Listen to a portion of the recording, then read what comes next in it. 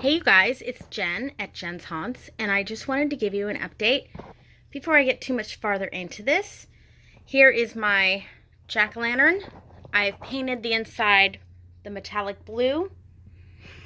The teeth seem to have spread apart a little bit when I did that, and then I did a black base coat, and then I applied the Crackle paint,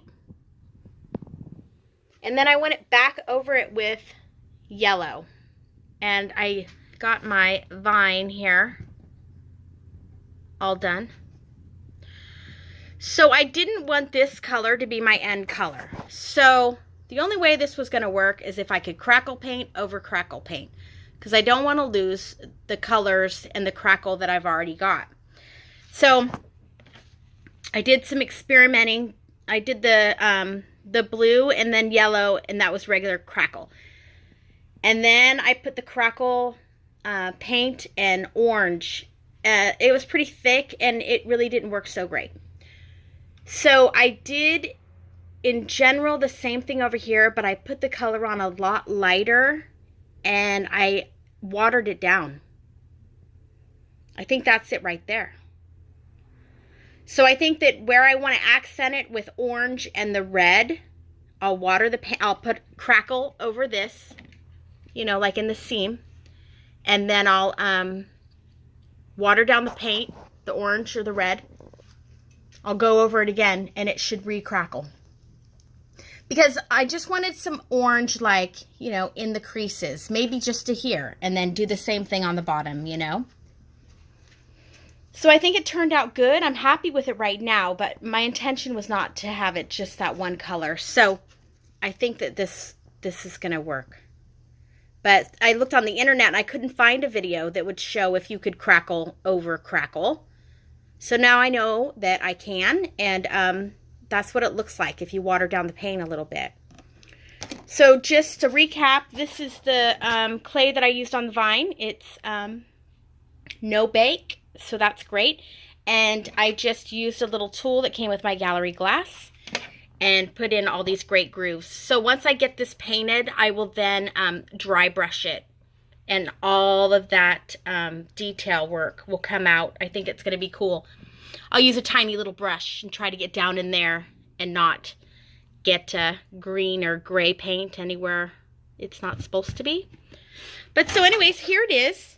I think it looks good. And again, my it's paper mache, and then I used Jay's recipe from Unhinged Production to coat all that. And so yeah, I'm really happy right now. And I'm a little nervous. I hope I don't mess it up. But I think this looks good, and I'm going to give that a try tonight. So let me show you a couple other things, and that'll be it. So just on a quick side note, I don't know if you guys have seen that video that's going around with the rocks that glow in the garden, but I did buy some glow paint from Michael's, and when you put them out in the garden, they really do glow. It's waterproof, and if you wanted to do some kind of spooky glowy something in your graveyard, these worked out really good. So last time you guys saw my pumpkins, they were just tiny and starting out.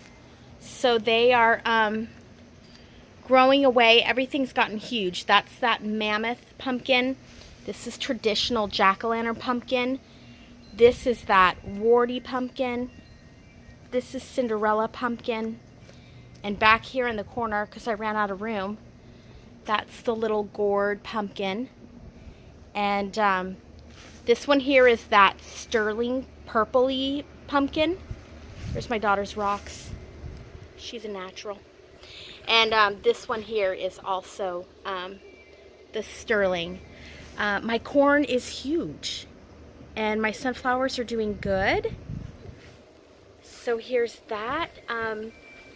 My sunflower was just going gangbusters, and then it just stopped growing.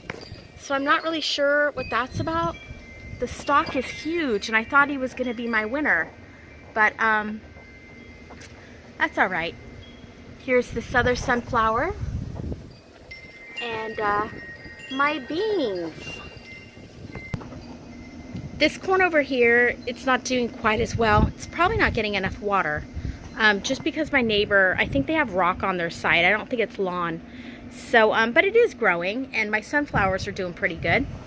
So hopefully it'll just get at least tall enough for me to use it for Halloween. We'll see what I get. And in my first video, I showed you guys I had some little pumpkins in here and I was supposed to move them. Well, I didn't move them, and I think they're too big for me to pull them out now. And my strawberries are huge inside there, tomatoes. So yeah, everything is growing out in the yard. I've been really happy with the weather this year, and California seems to be out of the drought, which is helpful. So yeah, I think I'll be able to use a lot of this stuff in my Halloween display. I really got a lot of pumpkins last year, so I'm hoping to have good luck again.